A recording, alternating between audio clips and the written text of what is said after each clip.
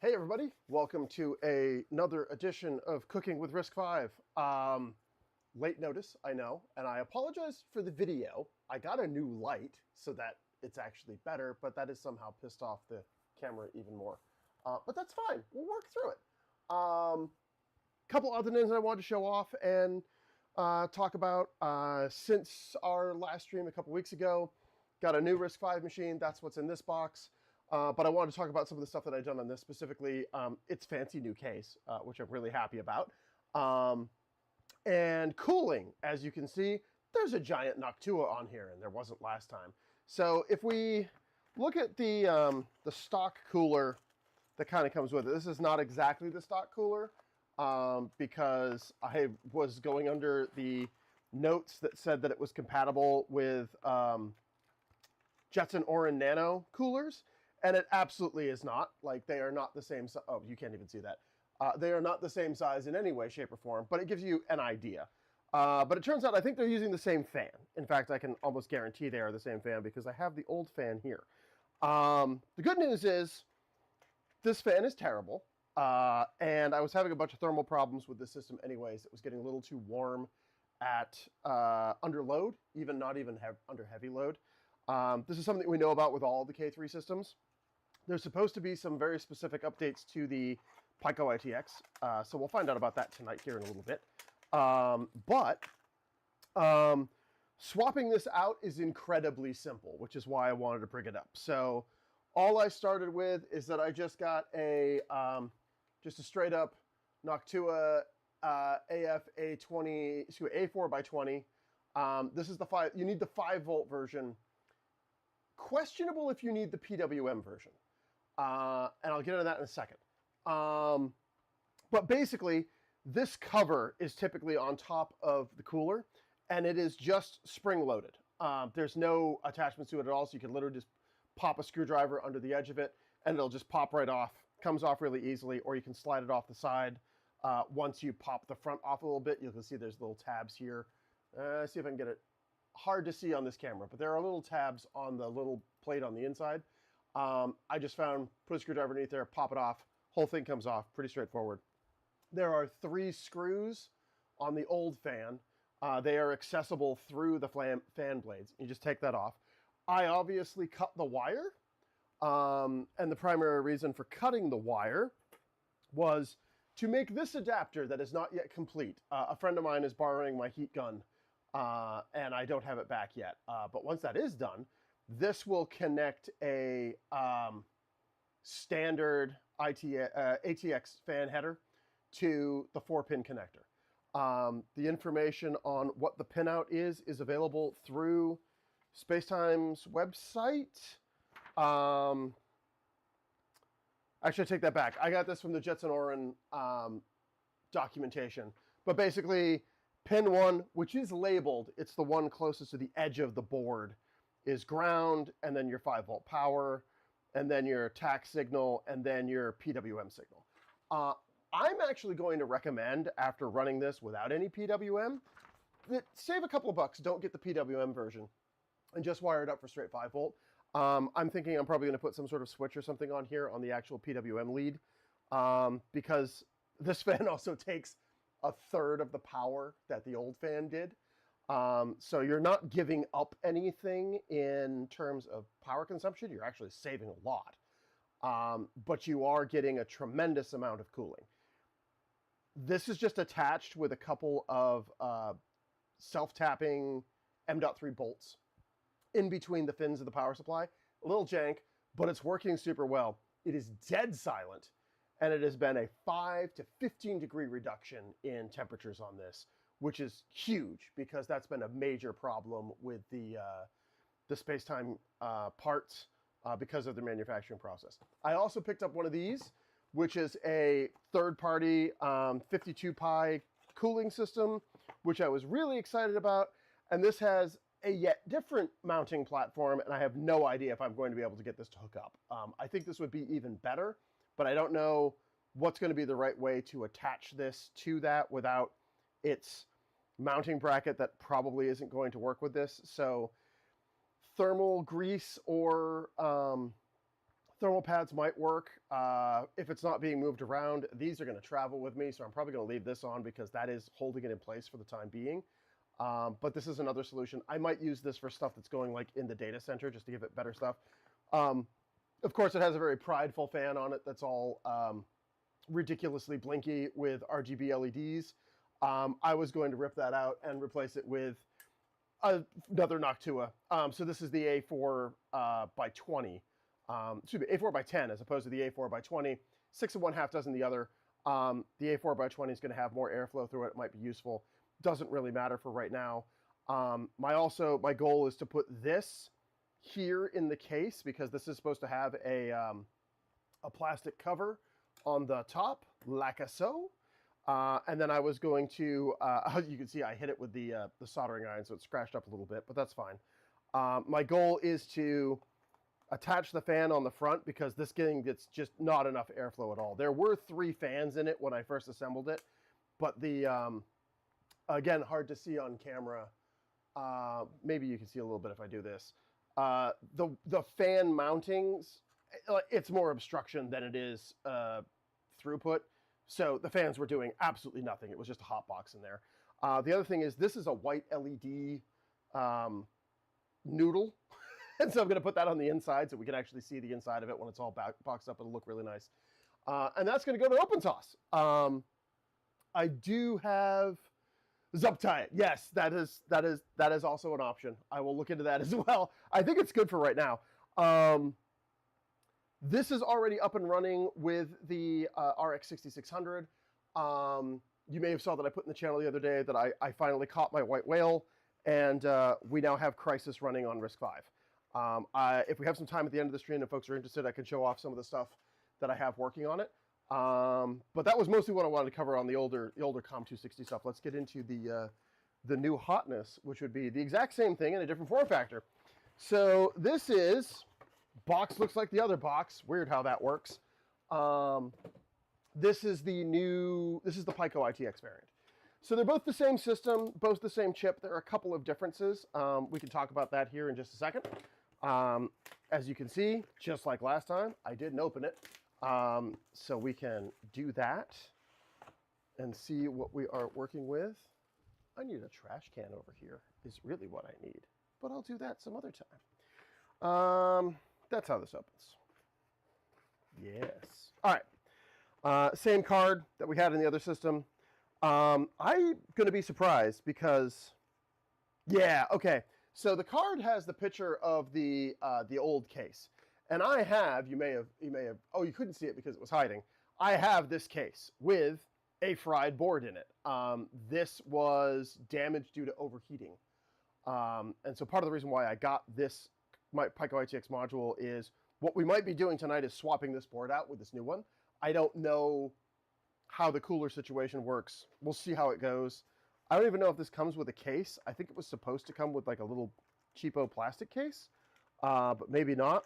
It does look like it's the exact same cooler. Oh, hey, it's got the RTC clock battery. That's awesome. And it has an accessory box. What's in the accessory box? Antennas, not surprising. Ooh, a serial cable. That's nice. I already set one up, but that's cool. So yeah, 2 different antennas. I'm going to guess that this one's for the Bluetooth, the larger one's for the Wi-Fi, or different frequencies, and a screwdriver. Cool. Now we know. And then this is the board that looks like it's got the same cooler setup that the old system had, so that's great. Let me set this aside here quickly, put all this stuff back in the box. I also want to apologize about the, here, let me see if I can turn this a little bit. About my video camera. Like I said, the laptop's angry about it. I tried a whole bunch of different settings and it's just super low frame rate. I need to get a better camera to plug it in. I need to get better cameras for this entire setup. I just haven't yet. This camera for the top down is great. I might just get another one of the same model, or from the same family, I should say. Basically the same thing that I use for streaming at my desk, which is on the other side of this wall. But that is for another time. All right, let's see what we can do. Put that back together, give you some room. So,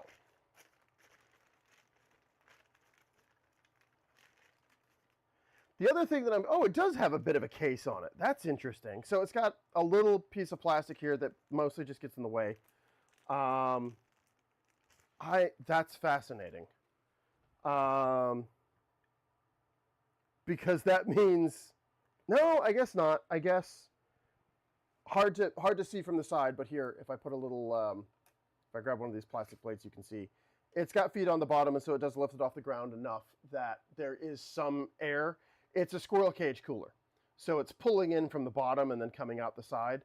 This is the same cooler that's in the fancy case, so my expectation is that we should be able to swap that out, which is great.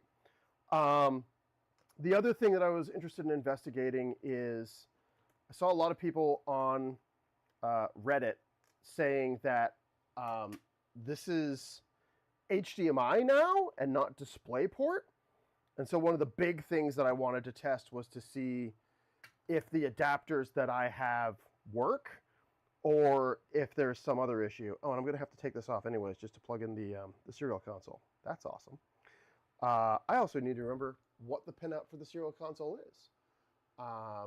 So let me pull that up here quickly. Hopefully quickly. Developer, no. SpaceMIT.com should have it.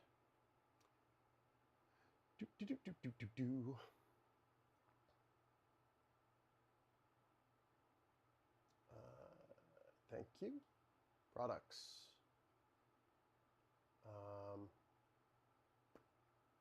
I go here.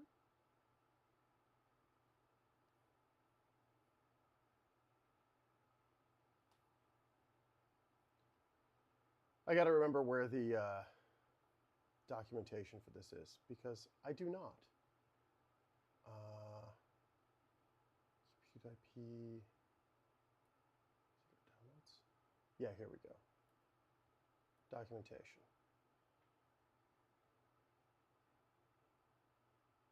Cool. K3 PicoITX. All right. User guide.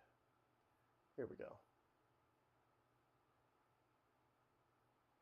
I mostly just need to know what the pinout is for the serial interface, because I can't remember and it's not labeled. Flashing on that, full type C, M keys, things and stuff. That one says it's EDP. I'm actually curious if this says, so that is, specifically says it's DisplayPort still. Okay, cool. So the adapters I have should just work, which is great. The other primary, so for those who haven't seen this before, a couple things I wanted to point out are the differences between the PicoITX and the COM board. The big one being, the COM board only has the single 1 gig interface, and this has this SFP Plus interface. This will do 10 gig. It is on a Realtek, a brand new Realtek 10 gig part. I'm actually kind of excited about this for other reasons, because this part is supposed to be generally available relatively soon, and when it is, it's going to be kind of a game changer, which is kind of nice. Let me see if, oh, that's better. Because these should be able to be very inexpensive 10 gig NICs available on PCs. Like, we're talking in the $20 to $30 range. It's the Realtek, I think it's like the 8172. Relatively new. I don't think the kernel driver's upstream yet, but it will be soon. Kind of exciting. So in any case, I thought that was interesting. If you want to use this as a second NIC, I do not recommend using these. This is a good quality one. This is a 10G Tech SFP Plus to, actually this is an SFP to RJ45 adapter. These things get stupid hot. There's really nothing you can do about it. The best thing to do is to get a switch that has a, is this plugged in? Can I pull it over here? I might be able to. Give me 1 second. Best thing to do is to get a inexpensive switch. So I picked this guy up. Hey, I can't bring this over. Picked this guy up off of Amazon relatively cheaply. It's got a bunch of RJ45 ports that will do 2.5 gig. And it's got this one 10 gig port. And then you can get what's called a twin axe cable. Plugging that in between here and here is going to run significantly cooler and help the longevity of the system. That would be my recommendation, or getting a media converter that will go from SFP/SFP Plus to RJ45. You can also pick those up from your local electronic seller / Amazon and be in good shape. But that would be my recommendation, is doing that. Cool. So let's just try and get this thing up and running without having to go too crazy. I believe if I have, yeah, I think this is actually exactly the one that I had plugged in before. And so I think this is the correct configuration for the pinout, if I'm reading the diagram correctly. I've got the serial console here on the screen. I will actually switch to make it bigger here in a second so y'all can see. And I have one of these 2-pin connectors plugged into my bench power supply for providing power to the system. And since the documentation, yeah, I'm trying to plug it in backwards, that's why it won't work. Since the documentation says that it's using the same setup as before, I'm just going to do the same thing I did last time, which is, I know this adapter works. So this is a Club CAC 2504. It is an active USB-C DisplayPort to HDMI adapter. The active part is important because basically what it means is it speaks DisplayPort to the USB-C side. It converts it to HDMI with a chip in the adapter, and then spits out the HDMI. So as far as the device is concerned, it's plugged into a DisplayPort, which is what it wants. So we'll plug that in, and hopefully we can make all of this stuff light up. The other reason I kind of want to do it this way is so that we can see what the power consumption looks like, because there is an update that came in that is supposed to dramatically reduce the power consumption on this model. So we will find out here in a second. I'm going to need an Ethernet interface. I don't actually need an Ethernet interface because it does support Wi-Fi, but I don't want to use Wi-Fi. So let me go grab a cable from the other room because I forgot one. And we can get that turned on.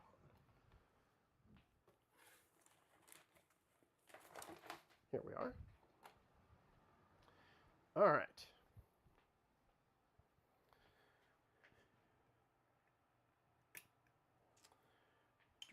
Get that over here, and then just plug it in to my big old switch.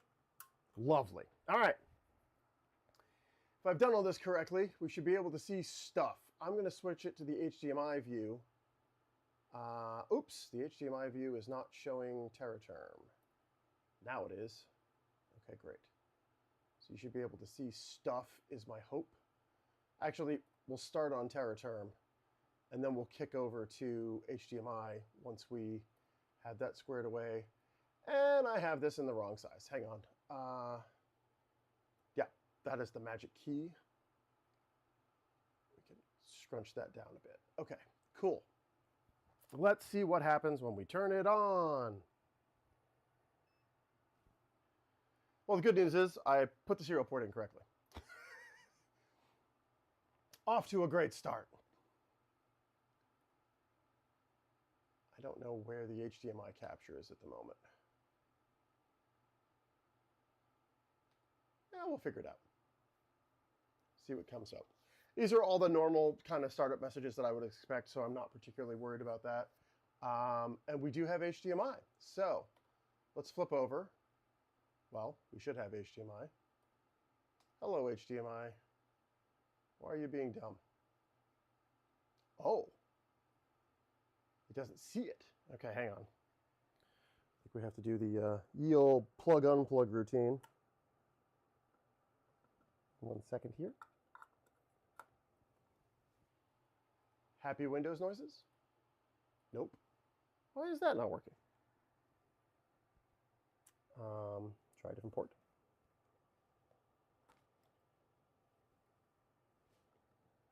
Maybe.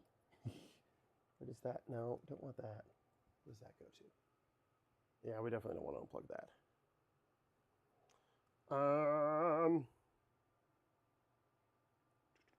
Maybe I need a different adapter. Give me 1 second. I have like several of these stupid capture cards. It was giving me problems before, so it's entirely possible that it is just gone out of its furry little mind. This one does not support what I want.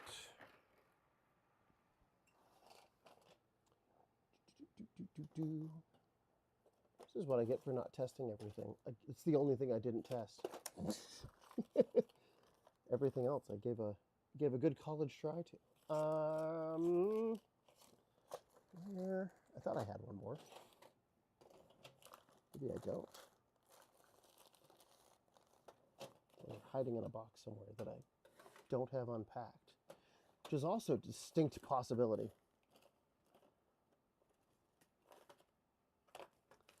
Thought I had at least one other one over here. Maybe not. All right, let's try. Let's see here. I need a longer HDMI cable, which I have.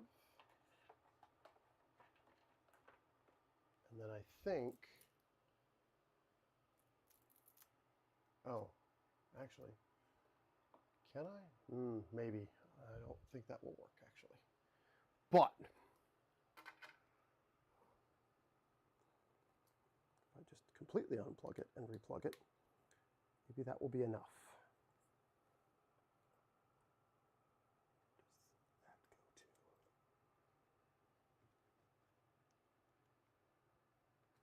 Oh, we can get this out of the way. Yeah, that doesn't do anything. Great. Try this. Happy Windows noises. All right. Well, in a moment, there will be happy Windows noises. Properties. That USB video. Please. Hello? Why? Deactivate it and reactivate it? Does that fix it? No.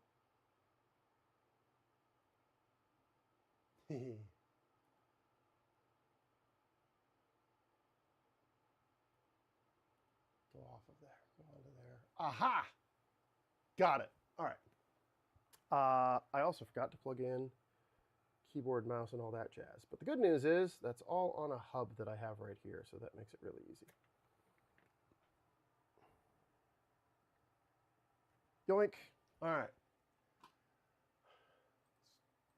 Do the thing. American English. I'm not there. No, Chicago. Perfect. That is the wrong time zone, but okay. That is the correct keyboard. I am me.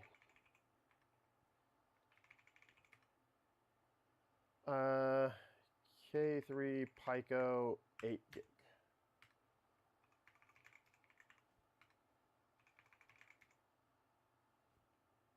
Oops. So this one I think I'm slash. Okay. That way I can keep track of which one is which. Yes, install. Great, reboot.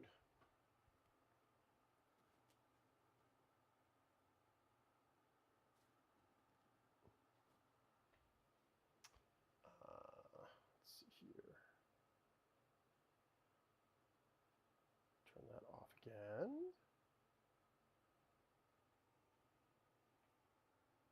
I would actually expect that to be doing more than it's doing, but that's okay. Is it blowing air? Seems like it. It is pulling about the same amount of power that it used to, so I don't know if that's an improvement or not.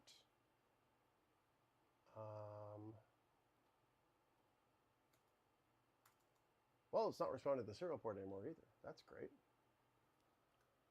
I can also check to make sure that it's actually responding over here, and it is not. All right, so why don't we just power cycle it and see if it's happier. Hey, look, we get color bars now when there's no picture. Okay,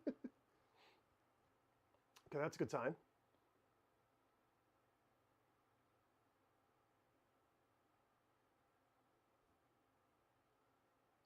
There we go.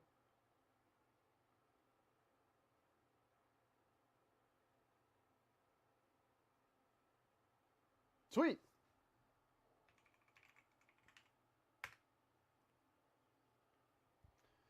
So this system I'm just going to leave running beyond Boo. I actually have some plans for it for open source. The goal is we're going to bring a dot matrix printer with us to open source, and the hope is to have make handouts and giveaways with that, which will be super cool. And then also, oh, I shouldn't have done that. I should just do this. Get this to a reasonable resolution, and then. Oh, that didn't do what I wanted, but that's fine. Make it big so y'all can see. Good enough. All right, great. So sudo apt update. So it's going to have dot matrix printers that we can make handouts for, which I'm excited about, and they'll have a bunch of stuff, a bunch of information on it. You'll actually be able to customize it. And then the goal is to, yeah, that's what I was expecting, was that it was going to give me that. The goal is to have Arduino and MicroPython on this system for playing with a ESP32C3 microcontroller. So that is going to be my goal for getting that all up and running. Full upgrade. There are many things. Do the many things. It's actually going fairly quick today. Normally these have been kind of slow because the archive stuff is all in mainland China, so it's a little bit crunchy sometimes to get those updates.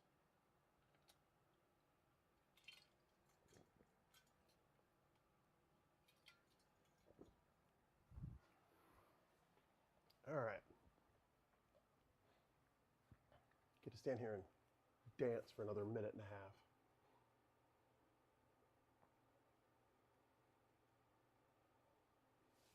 So I think the next thing I'm going to do is, since this is all just working great, we'll do the let's do the update for the EC first, which it will come by and tell us about in a second.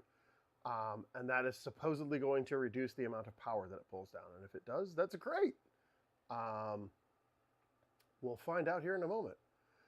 This update, the EC update, only works on the PicoITX variant. It doesn't work on the COM260 variant because there is no embedded microcontroller that's doing the thermal management. And I don't know if that embedded microcontroller doing the thermal management is just controlling the fan. I know the fan on this, when it was in PWM, was a lot more responsive than I had noticed this fan being in the past. That doesn't mean that this wasn't doing what it's supposed to, but I wasn't seeing much change in it. So we'll find out. I'm happy to report that this fan is just as quiet as the old one, so that's good. While that's doing that, I'm going to take this opportunity to hop in here and start trying to take this guy out of the case. Good, those come out easily. And I'm hoping, yep, you can see this. Cool. Ow. That is an obnoxious location. All right. So if you didn't see any of my diagnostics or whatnot from the PicoITX previously, it has the same number of PCI Express lanes total that the COM260 does.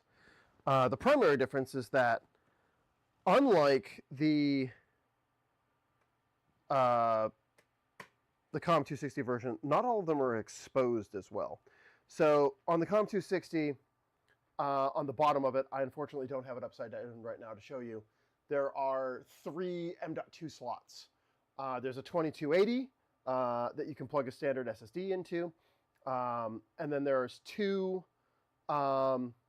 2230 slots with different keyings. One of them is for the Wi-Fi module that comes with it. I took the Wi-Fi module out of mine simply because I wasn't using it, and I wanted to see if that was going to cause a... I can show you what the module looks like at least. And I was curious that was going to cause the same thing that happens on the PicoITX, which we'll talk about in a second. So here's the Wi-Fi module that came out. It's a weird Broadcom thing. Excuse me, it's a Realtek. It's an 8852BE, which is really unfortunate because this isn't supported in upstream kernel. It's an out-of-tree driver, which is the other reason why I took it out. I really didn't care that much about it. This one has a Wi-Fi module soldered onto the board, and that is also connected through PCI Express. That's what this chip is here.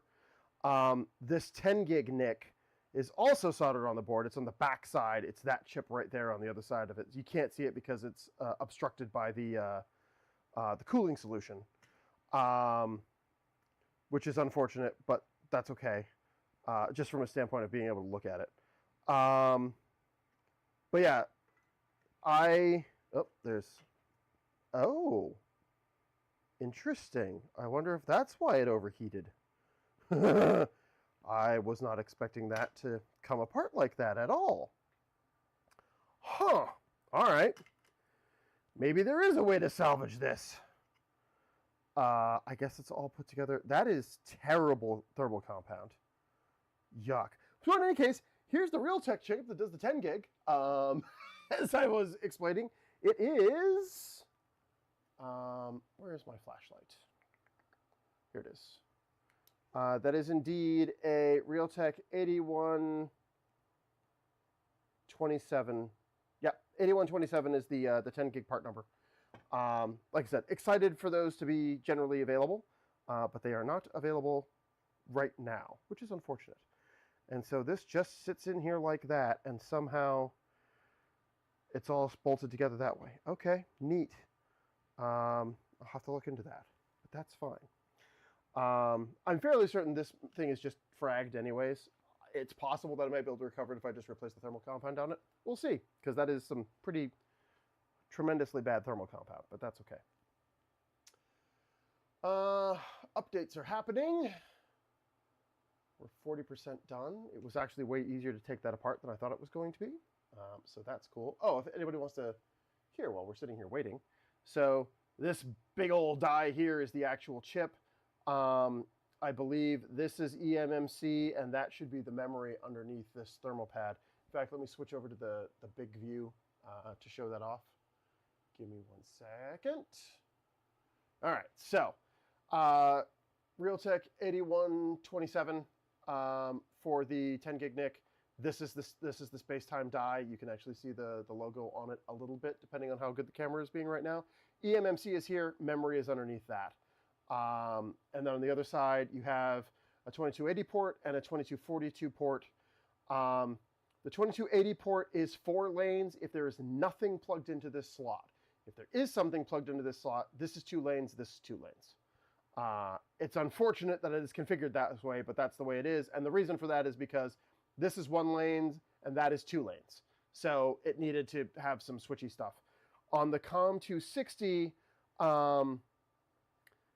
there are 2 2232 slots on the back, so one for the Wi-Fi card, and then I plugged in a small 2232 NVMe SSD.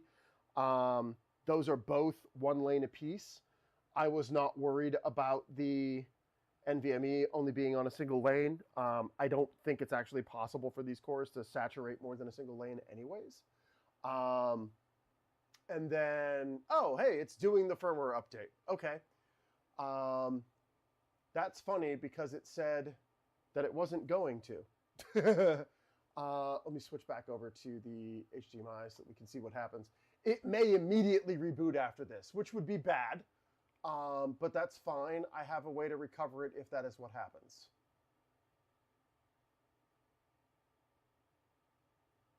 I'm fairly certain that I did follow the procedure that is in the documentation. It said to do the full upgrade. But hey, whatever. Oh, it's doing MD5 verification. That's super secure. Okay, that's going to reboot the EC. Okay, power LED may blink. It is indeed blinking. Okay. And it's back. All right, so they cleaned up that process. That's good. We get a new kernel. That's expected. That kernel, by the way, the boards don't come with a kernel that includes the AMD GPU driver. That updated kernel does have the AMD GPU driver, which is beneficial if you're trying to run it. On the COM260, I have the eGPU plugged in the 2280. And right now, one of the 2230 ports is free. So not really a big deal, but it is what it is. Regenerating all the languages. Yep. Expected. It's a little bit of heat, but it's not terrible. Of course, I'm only, putting my hand on the plexi. The cooler's pretty warm, though. So we're obviously doing some amount of work. Once this is done, I actually want to go install BTOP and run it.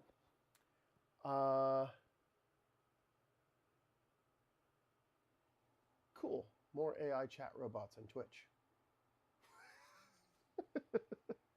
Doesn't matter.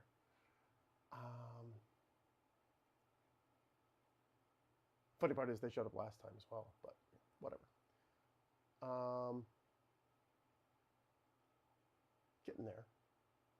I totally forgot to go into locales and turn off a bunch of these so that it would go faster, but not a big deal. Generating locales is time consuming. And this is slow because it's ext4. The icons are all extremely tiny. And ext4 loathes tiny files. It always has.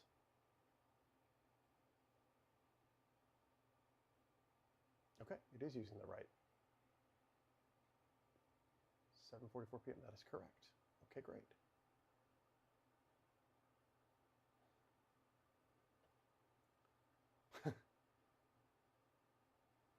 Yet more U-boot updates.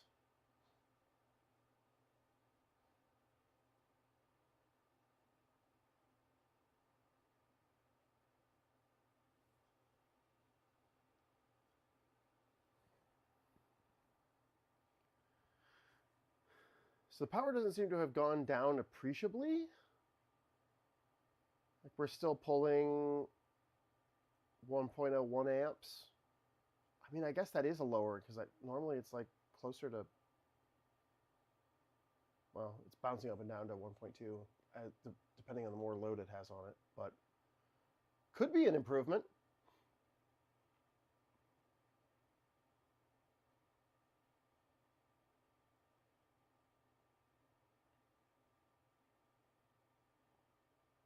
Let's see here.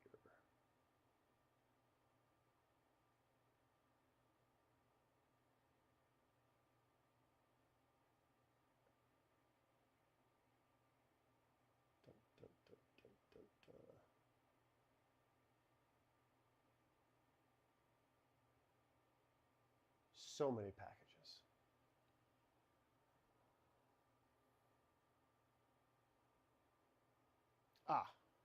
I want to put the package maintainers version of the SSH daemon in here, if you please.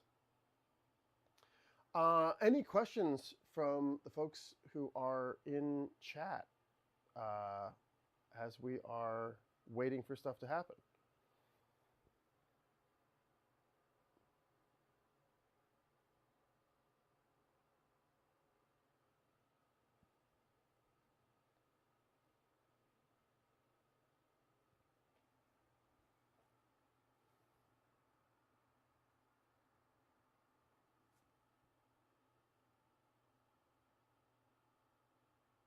So as an FYI, this is not at all a sponsored thing. I bought all of these boards with my own money, with the exception of the one that was in this case. That was actually a gift from Deep Computing. But I just want to give a shout out to the folks at the Banana Pi store, BPI store in the US specifically. Not because anybody else is doing anything particularly wrong, but because BPI store, one, shows you the stock on the website, and two, all of the two boards that I have purchased, both of these boards have come from them, have shipped within 2 days of me placing the order, which is great. I really appreciate that. I have orders in with other companies as well for other variants of this hardware, some of which I know are late because there are hardware revisions being done, but others are just because of the horrible industry trend of saying that you have something in stock when you don't, which frustrates me. And I know it frustrates other people as well. So, like I said, shout out to BPI store for doing what I think is the right thing. All right, let us get all the rest of this plugged back in. So that's connected that way.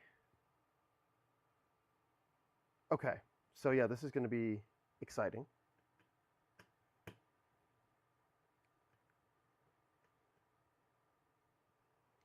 But it'll be nice to have in a little case. Yeah, the whole thing just gets held on with the spring-mounted clips on the other side. I wonder if this has better thermal compound on it. We'll find out. Hopefully it does, because I don't think I have any, like, what I would consider good thermal compound lying around at the moment.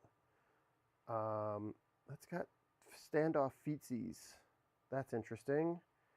Do I want to keep those? I don't think I do.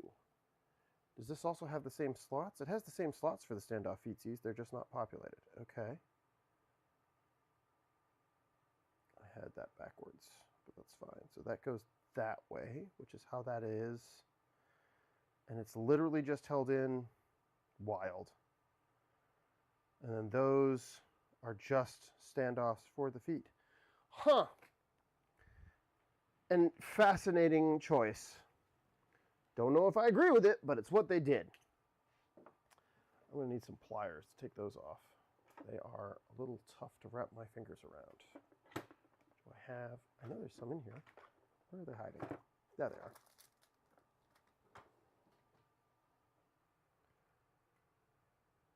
Oh. Those are well torqued.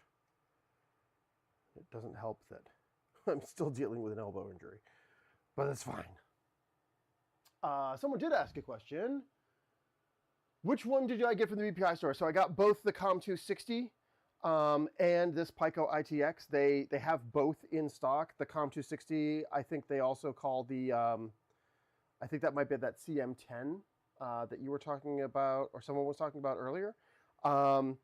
It tells you if they're in stock when you go to the store page. These are both the 8 gig variants because the larger variants were not in stock. And for what I'm trying to do right now, the 8 gig is fine. I have some other ones from other vendors, or not vendors, other suppliers, because it's all the same board, coming that are going to be 32 gig variants. And those are going to be specifically for community build farms and stuff like that. But I don't have them yet. I got an update this week that the order has been processed because they're coming through the dev boards program inside of RISC-V International. So the order has been processed, which is good. So now it's just a matter of waiting for the rest of the paperwork to get finished with RISC-V International, which I think is now done, but we'll see.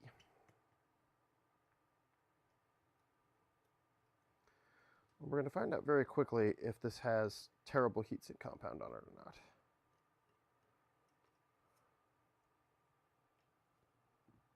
I think it's going to have to, I think it's going to come apart a little bit before I put it back together. Or put it in this other case, I should say. But it'll be nice to have it in a slightly more durable case for traveling. The little plastic cover on the board is cool, but for my particular use case, not the best. So all I'm doing right now is there's these 4 screws on the corner that are holding the whole thing in, and they are attached to these little brass standoffs that are on the bottom, and then on the other side of the brass standoff, it would is where this little plastic piece would attach to. The goal is to just get this in this case as easily as possible without hopefully disconnecting the cooling solution from the rest of the board, and then attach it with the screws that were out of this case, and then we should be in good shape. But it looks like it's staying together, so I think it's entirely possible that the thermal compound that was on the original board, it's also, I'm fairly convinced that someone might have taken that board apart before I got it. So I just need to go through and figure out what I can do to improve the situation there. Oh, it does come loose. It does come loose. Not the best, but that's fine. I can work with this, I think. Am I in mostly? Partially? Oh, come on.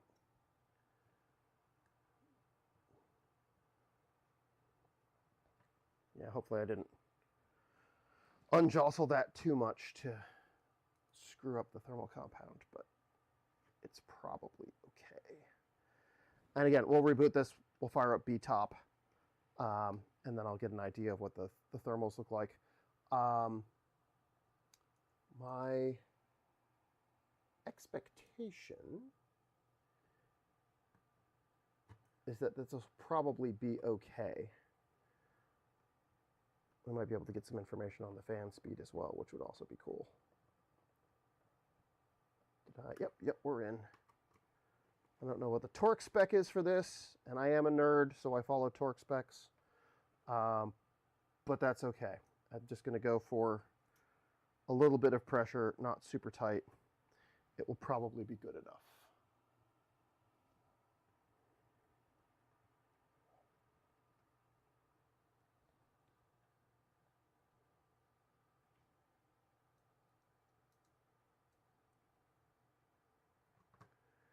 And I'm also not worried about the Wi-Fi module on this one, because I'm just noticing that this is the same antennas that are on the COM260 version, and they're kind of terrible. But again, for my use case, don't care. If anything, I might use the Bluetooth. I'm probably not going to use the Wi-Fi, especially since this case is entirely metallic. It would be kind of silly to expect the Wi-Fi to do anything. Let's see if I can get this. Oh, UFL connectors. I hate you so much.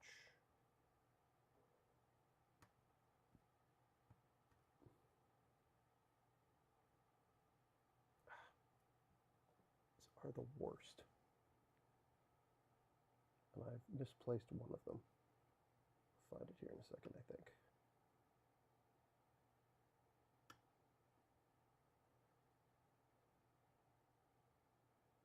There we go. There's one. Where are my tweezers?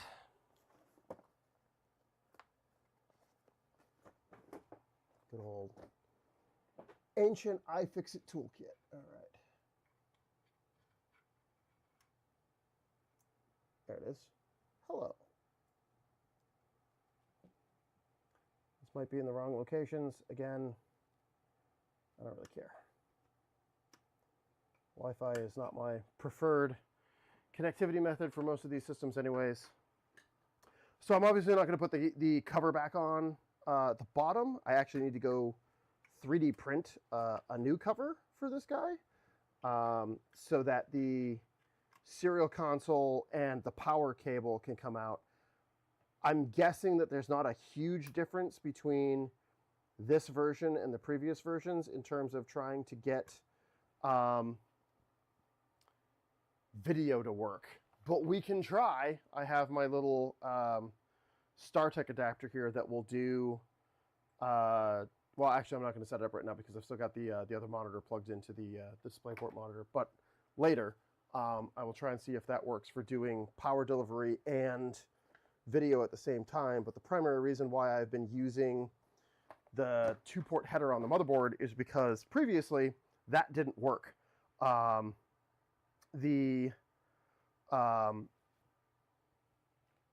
understanding is that from the error messages, what I was making out the problem was let me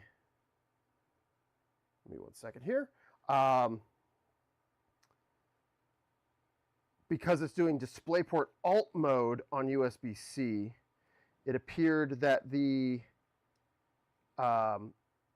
pins that are used for EDID, which is getting the information from the monitor as to what its settings are and what the refresh rates are and all that jazz, are apparently shared with some of the pins for doing USB power delivery. And so attempting to, oh, hey, all of my USB is crashed. I love that. Let me do this.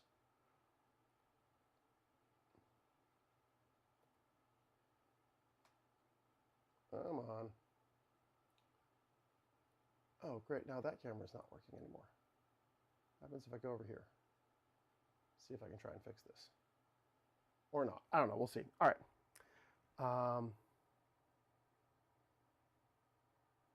Why would this stop working all of a sudden? I'm wondering if that hub is overpowered, or underpowered, I should say. All right. Let me try and put this back together a little bit. Actually, I'm not going to, because I'm going to repaste it. And I'm going to do that off stream. No need to spend a bunch of time dealing with that. All right, that's everything I want plugged in there.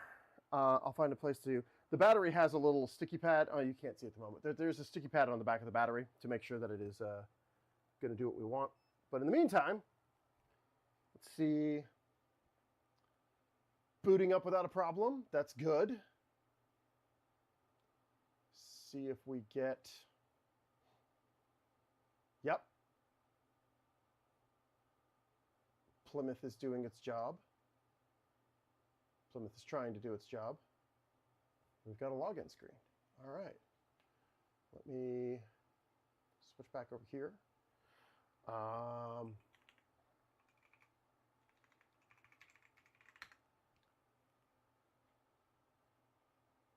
If I unplug and replug this, does that make it happier? No. This is an old laptop. I can't be too upset with it.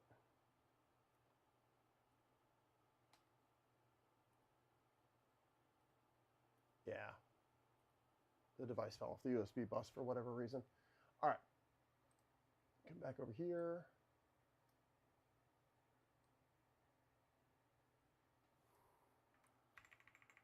Bigger font.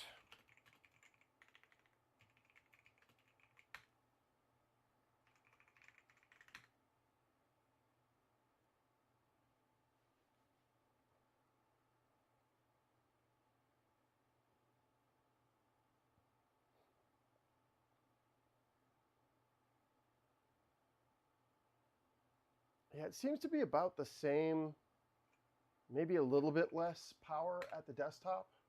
Oops, off by a little bit.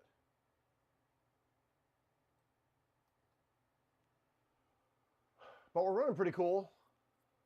Those are about the same thermals that I get on the COM260 board with my cooling upgrade. So I'm going to call that a win. Cool. All right. The other advantage of sticking with BeyondBoo is that theoretically the web browser works.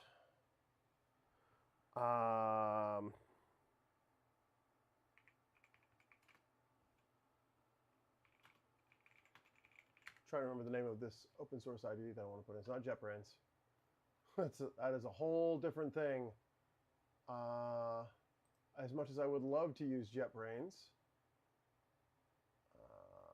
none of those are the ones that I'm looking for.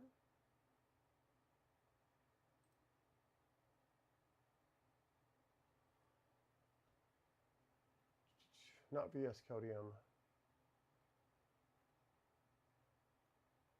Site, no. Spider might be an option. Jupyter. Thonny, that's what I want. All right.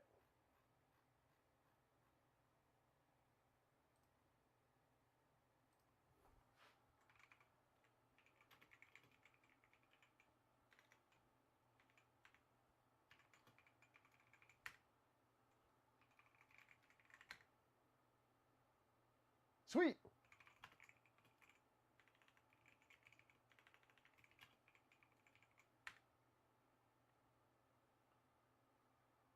Yeah, give me all that.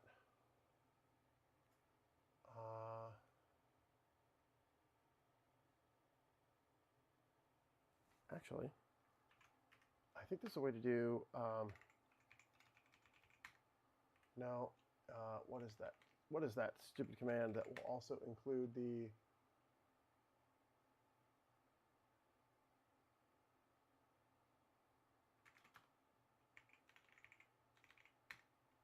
I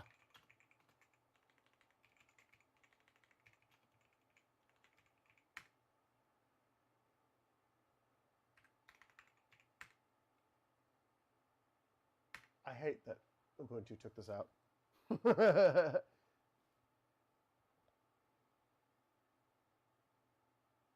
All right, let's see here.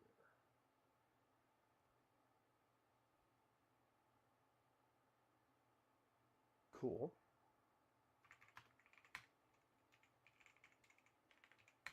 Oops.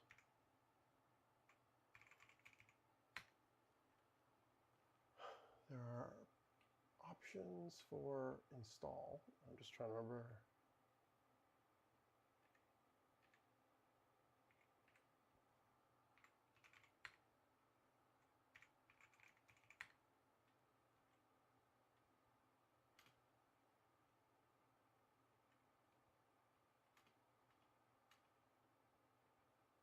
Install -suggests. That's what it is.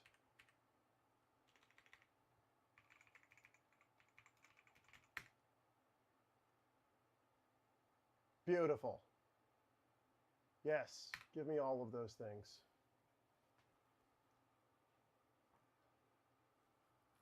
So theoretically, again, the camera died, so I can't actually show you this, but I have here a ESP32C3, and I think it's in MicroPython mode, MicroPython/CircuitPython mode. And so my hope is that I can just plug this in, and we can use Thonny to configure it. If not, that's also okay. Oh, that's not what I was expecting. Where's the file manager? Sure, disks. Nope. That is not at all what I was looking for. Okay, so I guess this is not in. No, I think it is actually in CircuitPython mode. At least it looks like it might be. I think that's a little CircuitPython guy. Where is, well, here. When in doubt,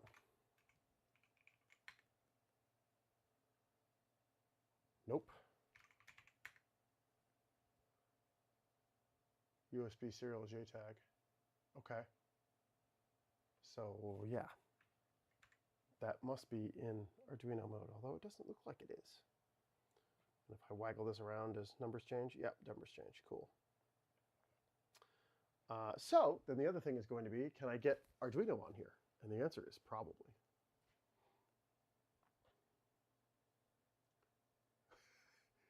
This is the problem with saying install recommends. Why do I need Spam Assassin? Wow, it's going to take 3 hours to finish downloading. Okay, maybe we're not going to do install suggests. What are the things that it is recommending?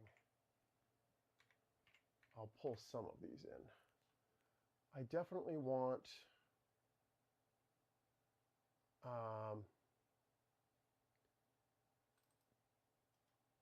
better fonts. Always better fonts. Let's get WXGTK. Let's get Genshi. I don't remember what BLX or TIX are, but that's fine. And let's get Object Graph. Why not? How's that? Better? No. You hate that. Cool. All right. So let's just get Python 3 WXGTK because that will probably solve that. And then we want fonts. Does that work? Nope. Okay. Well, we'll leave out WXGTK then. Why not? That seems reasonable.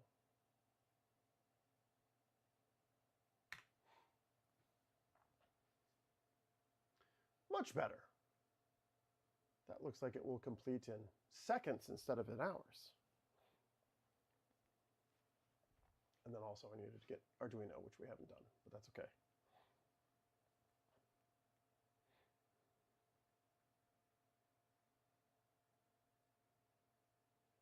Oh, I guess the other thing I could do is this.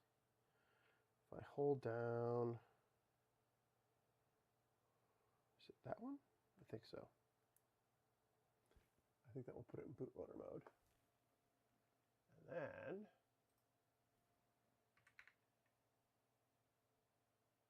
no, that didn't do at all what I wanted it to do. Cool. Love that for me. Well, we'll just reboot it again.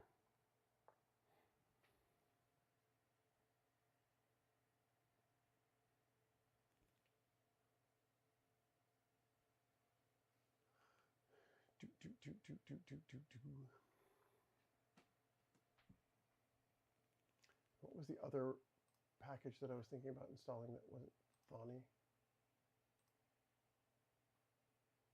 Spider. Let's see if that is also.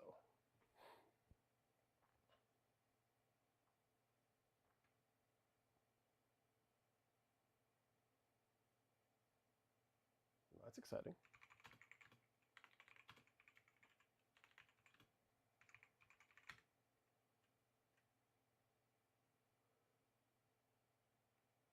Cool.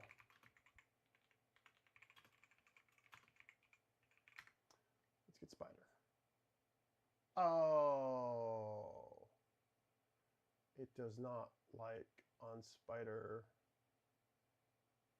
Depends on Spider RISC-V. Huh? So it depends on Python Qt web. Okay, so there's no web engine. Well, so much for Spider.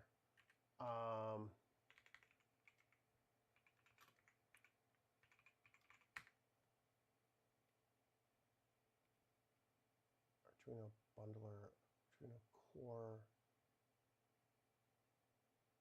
Arduino CLI, but there's no full Arduino. Okay, so we'll just get Arduino CLI.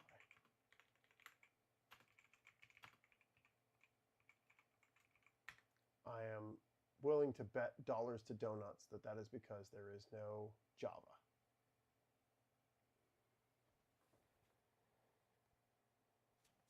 Which is unfortunate, but we can find out. Jerry, what do we got?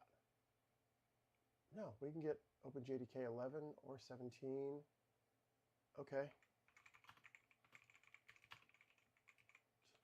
Jerry. What does that give me? OpenJDK 25? Yeah, okay. I should be able to run the Arduino IDE with that. I'll just need to go download it from Arduino directly, which is not a big deal. And not necessarily something I need to do right now. Cool. All right. Well, overall, I'm pretty happy with what got done We've got everything in the original case, working system, temperatures look good, firmware's been updated. Yeah, we're up to 59C. A little higher than I'd like it to be, but whatever. Are we getting throughput from the fan? A little bit. Cool. I think that's where I'm going to leave it for now, especially since I have a dead camera that I need to figure out how to debug, and that requires going off stream to do. Questions, comments, queries from anyone in the chat before I log off for this evening. But in the meantime, I'm pretty happy that we got as far as we did, got as much of this done as I did. 2 working K3 systems, super excited about that. And then, yeah, I just need to do some more work on this for getting the, we were going to potentially look at, yeah, we got time. We were going to potentially go look at the stuff with, yeah, here, hang on. I can speak, really, I can. With running games and whatnot on the COM260. So, and while we're doing that, I cannot, it very clearly says in the manual that you cannot hot plug the DisplayPort interfaces on these, which is fine because I didn't hot plug the DisplayPort interface on the Pico K3. I just hot plugged it on the AMD GPU, which is fine. All right, let me, give me 1 second. Let me clean this up a tad, which is to say, turn off TerraTerm because you don't care. Awesome. Memory shortage avoided. Well, that's nice.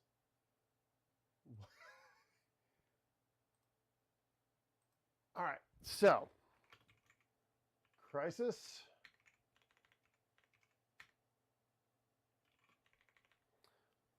I am in Felix 86, which is where I need to be, so I'm going to say bin 64. I'm going to say wine, bin 64, crisis.exe. So, to talk a little bit about what is happening at the moment. So, Felix 86 is a open source x86 emulator for RISC-V. Specifically takes advantage of RISC-V vector, so it only works on this hardware or the SpaceTime K1 hardware. It is orders of magnitude faster on this hardware than it is on the K1. That sets up a virtual environment, and in it, it has a copy of Wine. Wine is not an emulator. It re-implements the APIs of Windows on top of it. And I have inside of here done a little bit of setup and whatnot, and I have Crisis from Windows. So this is the 64-bit Windows version. And as you can, I've done a little bit of customization, and more importantly, I saved a game so that we don't have to watch all of the opening cinematics. The little bit of customization that I did was turning off full screen mode. And then the other thing that I did is I installed DXVK, which is an implementation of the DirectX APIs over Vulkan. And then I also plugged into the system a little dongle like this, which I'm going to need to plug into the other system as well, that provides audio. So this is just a USB headphone adapter, essentially. It's from Ugreen. They're stupidly cheap on Amazon. What's nice about these is that it gives you 2 ports. A green one and a pink one. The green one's for a headset. The pink one is for a microphone. I was using one before that is basically just 1 port, and that would randomly connect and disconnect as it would think that there was a different headset being plugged in, which was really obnoxious, whereas these plug and forget, which is great. You may think that this is relatively slow in loading Crisis, and to be perfectly honest, it's not. The first time I tried to do Crisis on the P550, the Sci-Fi 55 P550 Premiere, this screen took an hour and a half. So we're actually making really good progress, which is great.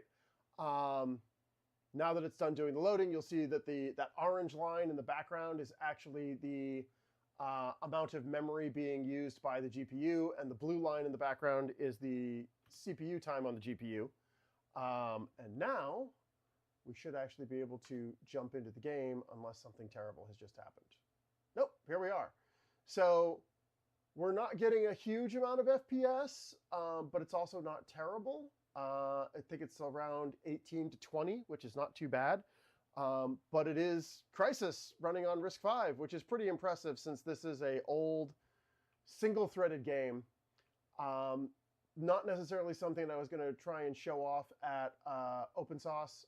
I'm just trying to not have first-person shooters. So I've got a couple of the things that I'm working on. But I'm excited that it at least functions, because that is a pretty big stress test on getting all the bits and pieces working together. Also, huge shout out to one of the developers of Felix86. They're in our Discord. I've been sending him bug reports talking about problems that I've been having. He's been making patches. I'm still running the released versions of Felix86. There are some updates that are available in the mainline versions for specific bugs that I found. I've got a couple other games that I'm trying to test out and get running for OpenSauce, so we should be good there. And I'm probably going to need to recompile the kernel because I don't think this has the driver for the Xbox controller, which will be important. I'm trying to get a racing game because racing games are fun, easy to pick up, easy to walk away from, graphically stupendous, things of that sort. But I've not seen anyone ask any questions in chat, so that's all I have for this evening. Thanks, everyone, for coming by. We'll probably do this again in a week or so. Week or two, I should say. I might do one more of these before we go to OpenSauce. I probably won't have any new hardware, but I can definitely show off demos. I'm sure Cindy would also like to see stuff. She's going to be joining me at OpenSauce of what we've all got to show off and go from there. But in the meantime, have a great evening, and I will catch up with you all on Discord.